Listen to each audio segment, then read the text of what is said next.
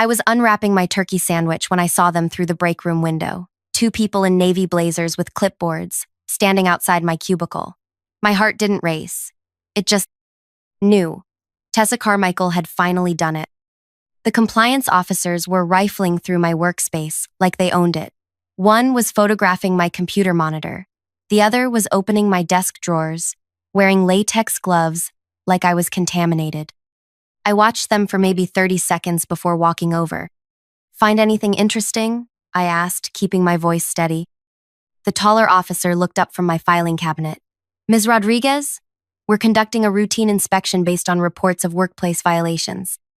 Routine. Right. I knew exactly what reports they meant, and I knew exactly who had filed them. Tessa was hovering 3 cubicles away, pretending to organize papers while watching everything unfold. She'd been building this moment for months. "What kind of violations?" I asked. "Unprofessional conduct, systematic errors in client communications, potential safety hazards in workspace organization." The shorter officer read from his notes without looking at me. "We need to complete this inspection before you can return to your workstation." Before I dive deeper into what happened next, could you please take a few seconds to tell me in the comments where you're listening from, because I want to know where my story is reaching.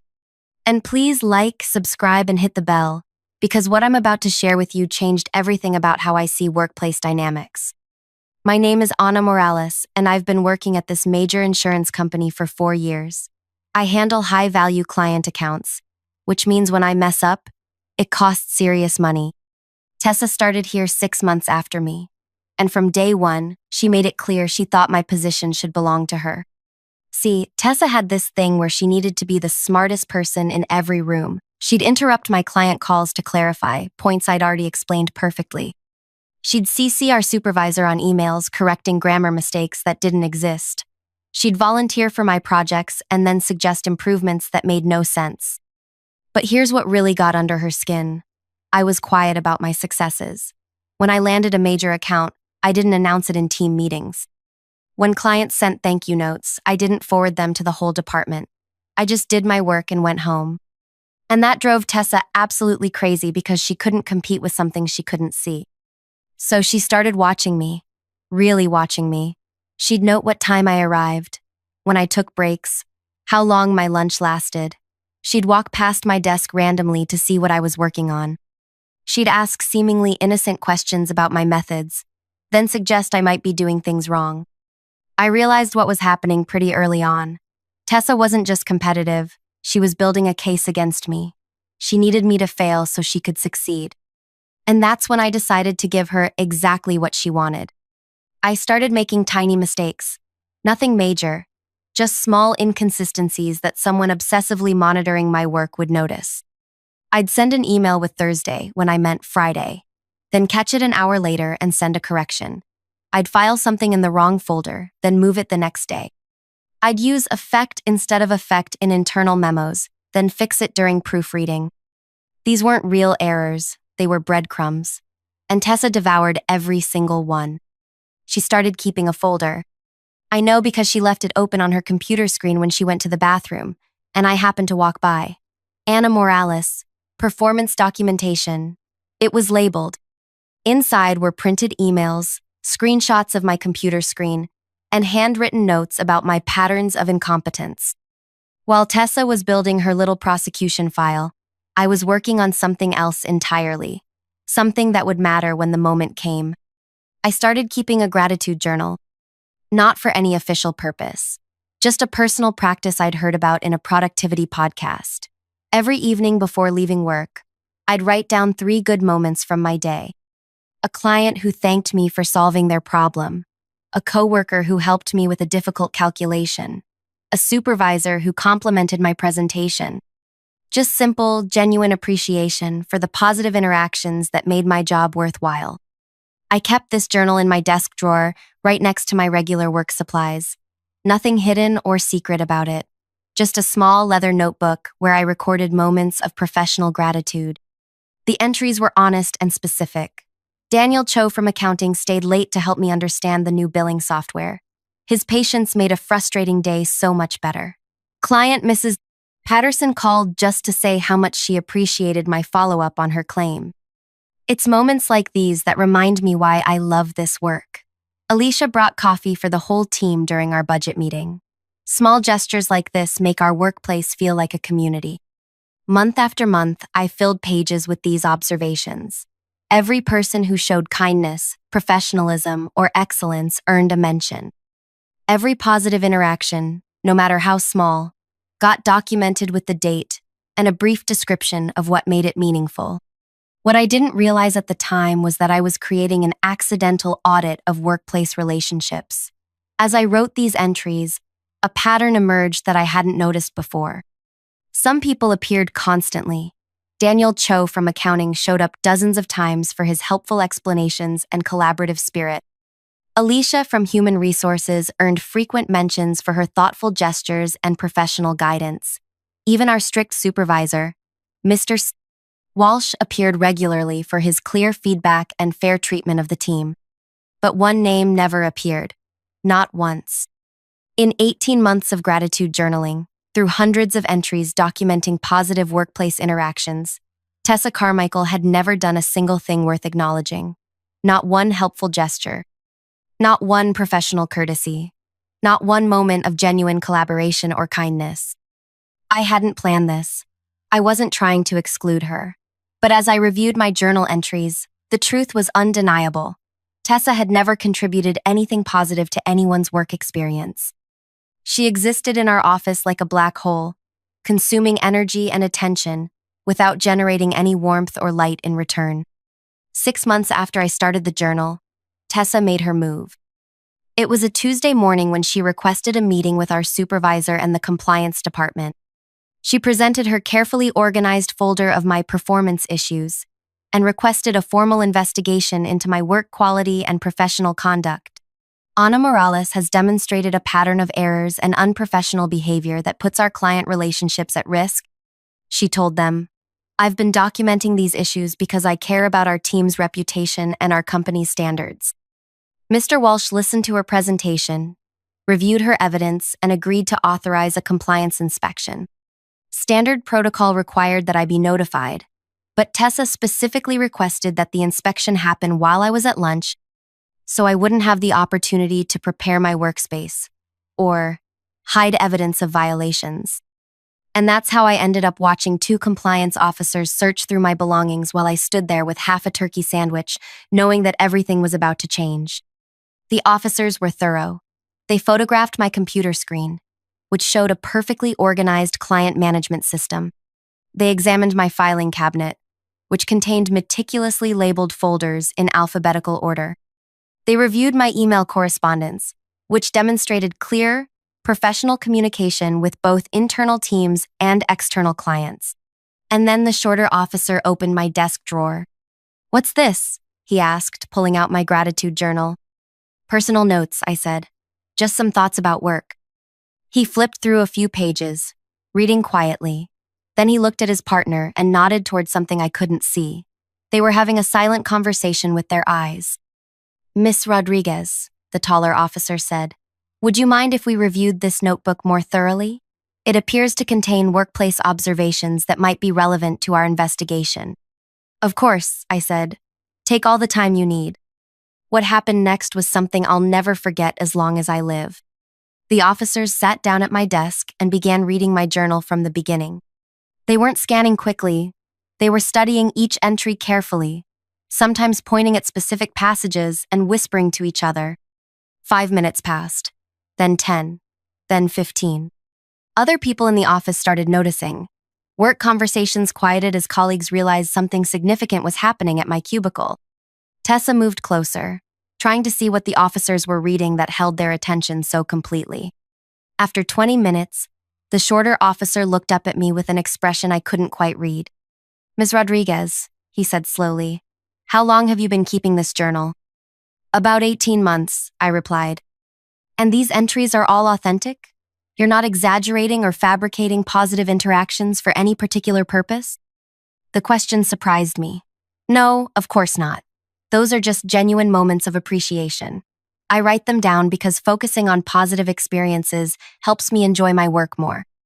The officers exchanged that look again. Then the taller one stood up and walked over to where Tessa was pretending to organize files. "Miss Carmichael," he said, "could we speak with you privately for a moment?" I watched Tessa's face change as she realized this wasn't going according to her plan. The officers weren't arresting me or confiscating my computer. They were asking to speak with her. The three of them walked into the small conference room at the end of our floor. Through the glass walls, I could see them talking, but I couldn't hear what was being said. Tessa's expression shifted from confident to confused to something that looked like panic. They were in there for almost 30 minutes. When they finally emerged, Tessa looked like she'd been crying. The officers returned to my desk, where I'd been sitting quietly, answering emails and trying to process what was happening.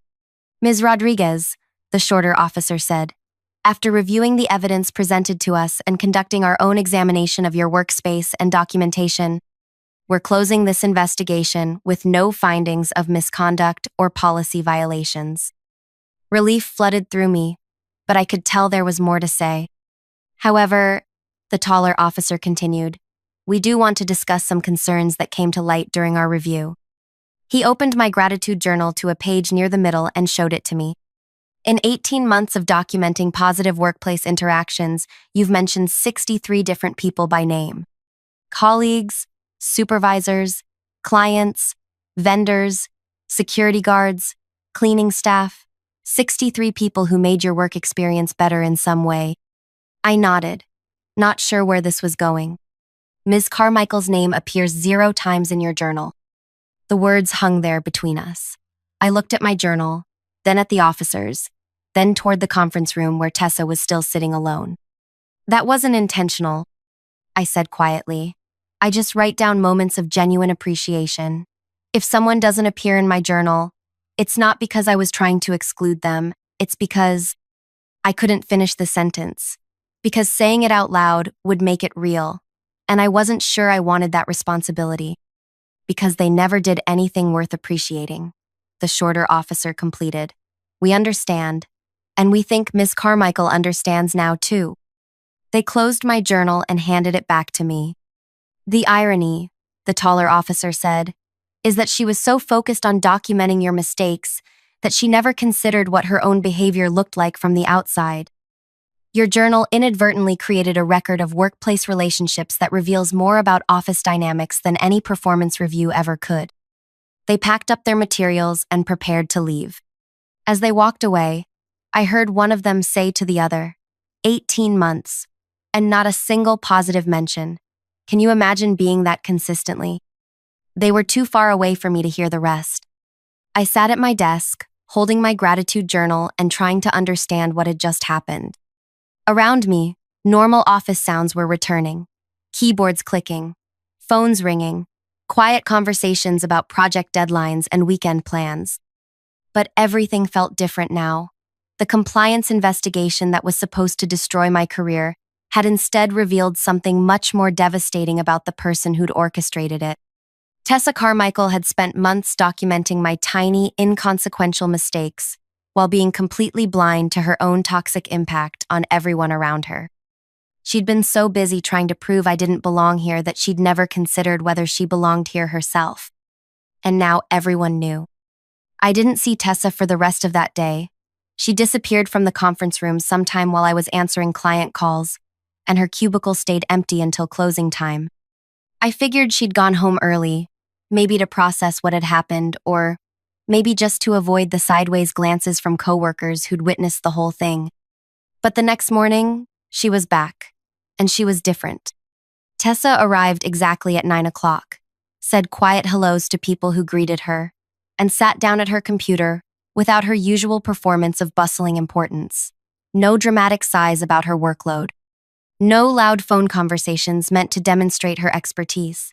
No walking around the office offering unsolicited advice about other people's projects. She just worked, quietly, like the rest of us. I thought maybe the compliance investigation had given her some perspective. Maybe she'd realized how her behavior looked to others and decided to change. Maybe this whole nightmare was actually going to have a positive ending where we all learned something about workplace communication and moved forward professionally. I was so naive. The real story started unfolding 3 days later, when Daniel Cho from accounting stopped by my desk during his afternoon coffee run. "Hey, Anna," he said, keeping his voice low. "Can I ask you something kind of weird?" "Sure," I said, saving the client report I was working on. "Did you know that Tessa has been asking people about your journal?" My heart started beating faster. "What do you mean?" "She cornered me yesterday in the break room. Started asking if I knew you were writing about people at work, whether I thought that was professional, whether I was comfortable with my personal interactions being documented without my consent." I felt something cold settle in my chest. "What did you tell her?" I told her the truth, that I think it's nice someone notices when people are helpful or kind. But Anna, she's not just asking me. She's talking to everyone. Alicia, Mr. Walsh, even people from other departments. Daniel Cho glanced around to make sure no one was listening, then leaned closer. "She's trying to make your journal sound creepy, like you're spying on people or building some kind of surveillance file. She's telling people that documenting workplace interactions without consent could be a privacy violation or harassment." The realization hit me like a truck. Tessa wasn't learning from what happened. She was doubling down. She couldn't accept that the compliance investigation had revealed her own toxicity, so she was trying to turn my gratitude practice into something sinister. Has anyone seemed convinced by what she's saying?" I asked. Daniel Cho shook his head. "Not really. Most people think she's reaching. But Anna, she's persistent, and she's good at planting seeds of doubt. You know how she operates." I did know. This was exactly Tessa's pattern. When direct confrontation failed, she'd switch to subtle manipulation.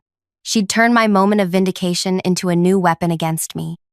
That afternoon, I decided to test Daniel Cho's warning. I paid attention to how people interacted with me. Were conversations shorter than usual? Did anyone seem uncomfortable or guarded? At first, everything seemed normal, but by the end of the week, I started noticing small changes. Alicia from Human Resources, who usually stopped by my desk for friendly chats, suddenly seemed busy whenever I approached her workspace. Mr. Walsh's responses to my emails became more formal, less warm. Even the security guard who normally exchanged pleasantries during my morning arrivals just nodded politely without his usual smile. Tessa was poisoning my relationships one conversation at a time. I realized I had two choices.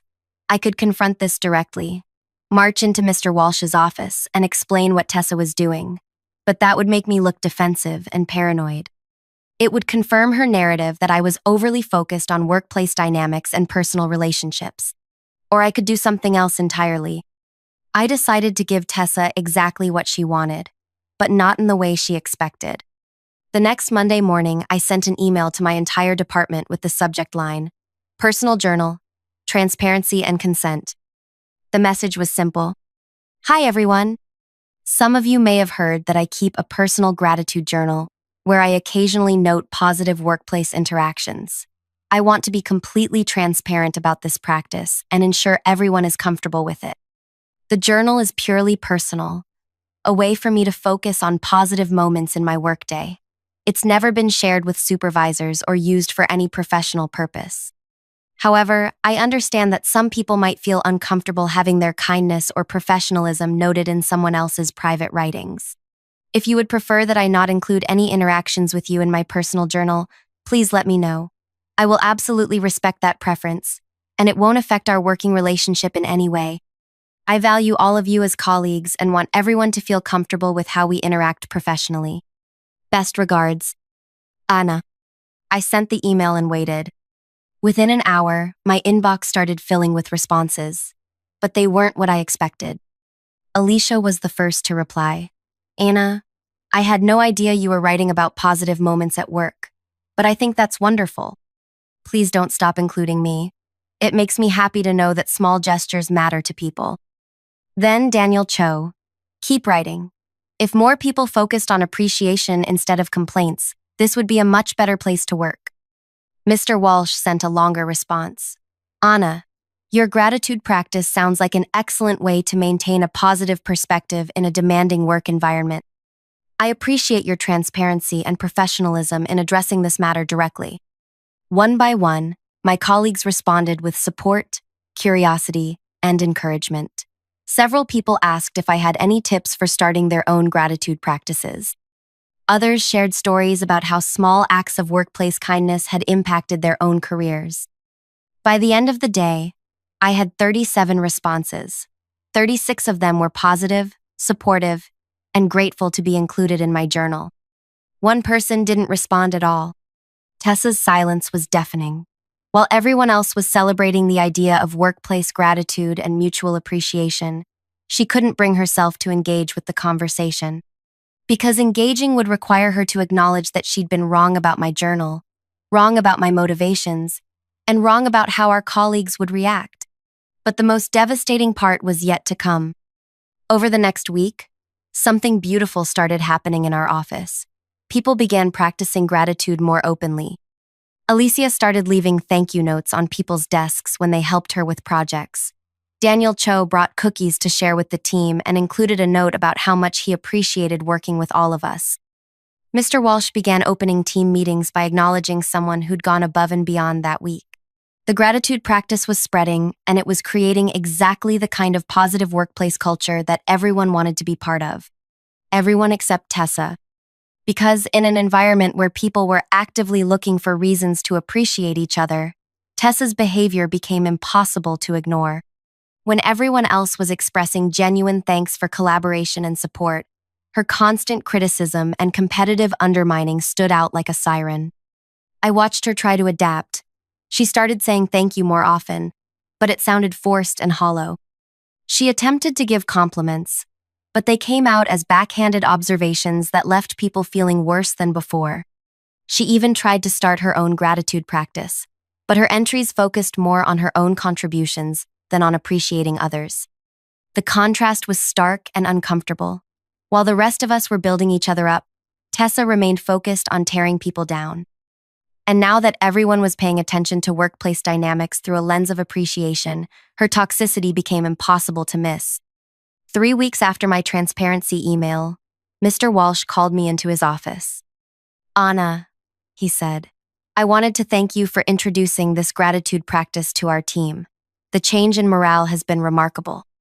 "I'm glad it's had a positive impact," I replied. "However," he continued, "this new focus on workplace relationships has also highlighted some concerning patterns with one of our team members." He didn't need to say who. "I've been observing interactions more carefully since your email, and I've noticed that while most people are embracing this culture of mutual appreciation, one person seems unable or unwilling to participate in positive team dynamics." Mr. Walsh opened a folder on his desk. "I've also been reviewing the complaints and concerns that have been brought to my attention over the past 6 months. Individually, they seemed like minor personality conflicts or communication issues. But when I look at them together, with this new perspective on workplace relationships, a troubling pattern emerges." He showed me a list of incidents. All of them involved Tessa creating conflict, undermining colleagues, or disrupting collaborative efforts.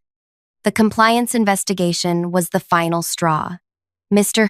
Walsh said, using company resources to pursue a personal vendetta against a colleague is unacceptable, but what really concerns me is the systematic nature of these behaviors." He closed the folder and looked at me directly. "Anna, I want you to know that your gratitude practice didn't just improve our team culture. It also gave us a framework for understanding what positive workplace relationships look like. And once we could see what positive looks like, the negative became impossible to ignore." I sat there absorbing what he was telling me. "Tessa has been moved to a different department," he continued. "One where her individual contributions can be valued without the need for extensive team collaboration. It's not a demotion, but it is a recognition that she's not suited for our collaborative environment." I felt a strange mix of relief and sadness. Relief that the toxic dynamic was finally being addressed. Sadness that it had come to this. "The irony," Mr. Walsh said, "is that Tessa's own investigation into your work quality led us to discover that you're one of our most valued team members. The gratitude journal she tried to use against you actually demonstrated how much respect and appreciation you've earned from everyone in this organization." He was right. My simple practice of writing down positive moments had become a mirror that reflected everyone's true workplace character. And in that mirror, Tessa had been forced to see exactly what she'd become. 2 months later, I heard through office gossip that Tessa had requested a transfer to our company's branch office in another state. A fresh start, they said. New colleagues who didn't know her history. I wished her well, genuinely, because I understood now that her behavior wasn't really about me. It was about her own insecurity and inability to find joy in other people's success. My gratitude practice had simply made that truth impossible to hide. The revenge I'd gotten wasn't the kind you see in movies. I didn't destroy her career or humiliate her publicly. Instead, I'd created a mirror so clear and honest that she couldn't stand to look at her own reflection anymore. And in trying to tear me down, she'd accidentally revealed exactly who she really was. My gratitude journal is still on my desk. I still write in it every evening before going home. But now it serves a different purpose than when I started. It's not just about my own positivity anymore. It's become a reminder that the way we treat people matters, that kindness leaves traces, and that authenticity always wins in the end. Sometimes the best revenge isn't about making someone pay for what they did to you. Sometimes it's about creating a world where their behavior simply can't survive. If this story resonated with you, if you've ever dealt with a toxic colleague or found yourself questioning your own worth because of someone else's insecurity, please let me know in the comments. Share your own experiences with workplace dynamics, gratitude practices, or moments when truth revealed itself in unexpected ways.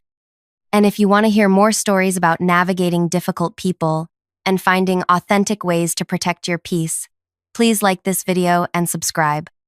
Your support means everything to me, and knowing that these stories help people feel less alone in their struggles makes every difficult moment worth sharing.